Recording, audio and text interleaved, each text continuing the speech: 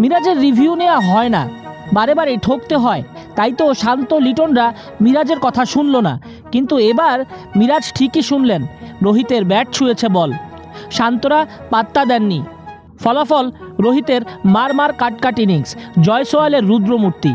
Fastest দলীয় 50 3 ওভারেই। পরবর্তীতে মিরাজের মাথা খারাপ হয়ে যায়। তিনি এসে রোহিতকে বোল্ড করে দেন। যদিও বোল্ড হওয়ার আগে রিভিউ নিয়ে বেঁচে গিয়েছিলেন রোহিত, কিন্তু লাভ হয়নি। মিরাজ বাড়ি পাঠিয়ে দিয়েছেন রোহিতকে। এর আগে মিরাজ ম্যাচে ভোমরার কামড় খায়। মিরাজের হাঁটুর অংশে প্রথম সেশন শেষ হওয়ার কিছু আগে তাকে হুল ফোটায় ভোমরা। তীব্র যন্ত্রণা শুরু হয়। পরে মিরাজের প্রাথমিক চিকিৎসা নিশ্চিত করা হয়, বেশি বেশি করে পানি ঢালা হয়। এরপরে অবশ্য ফিট হয়ে যান মিরাজ, তবে বেশি দূর তো আগাতে পারেননি। বুমরার বলে কাটা পড়েন তিনি। কানপুর টেস্ট এবার বিস্ময়কর জাগানিয়া। বাজে ড্রেনেজ সিস্টেম ভেন্যুটার, এ নিয়ে নাখোশ আয়োজকরাই। সামনে আন্তর্জাতিক ম্যাচ পাওয়ার যোগ্যতাও হারাতে পারে ভেন্যুটা। তৃতীয় দিনে এক ফোঁটাও বৃষ্টি হয়নি, তবুও খেলা গড়ানো যায়নি। বিসিসিআই খেপেছে। চতুর্থ দিনটায় শুরু থেকেই খেলা হয়েছে। এদিন গল্পটা নিজের করলেন মমিনুল হক। একজন ক্রিকেটার সারা বছর কয়েকটা টেস্ট খেলার অপেক্ষায় থাকেন, এটাই তার রুজি। নিজের আগের 12 সেঞ্চুরির 11টাই ছিল ঘরের মাঠে, একটা ছিল শ্রীলঙ্কায়। কদিন আগেও কথা হচ্ছিল মমিনুলকে বাদ দেওয়ার সময় এসেছে। দেশের বাইরে মোটেও চলে না বাংলার লিটল মাস্টার। কিন্তু না, মমিনুল বুঝিয়ে দিলেন তার সামর্থ্যের গভীরতা কোথায়। 100 করলেন 13তম শতক ভারতের মাটিতে প্রথমবার।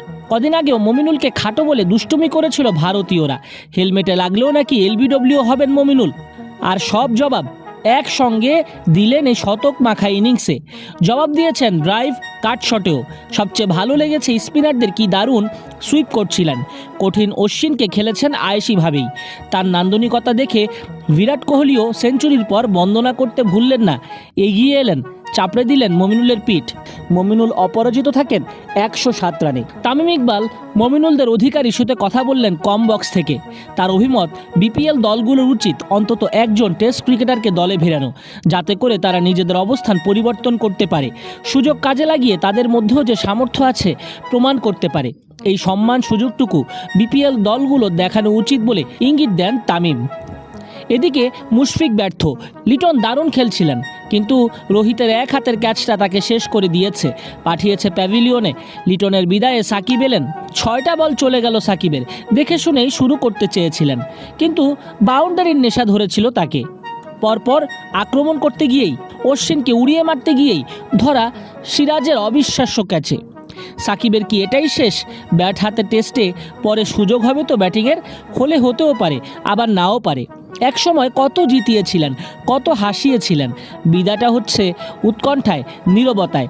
বাংলাদেশের সর্বকালের সেরা প্লেয়ার, বিশ্বের অন্যতম সেরা অলরাউন্ডার এভাবে বিদায় নিবে ভাবতেই অবাক লাগছে সবার।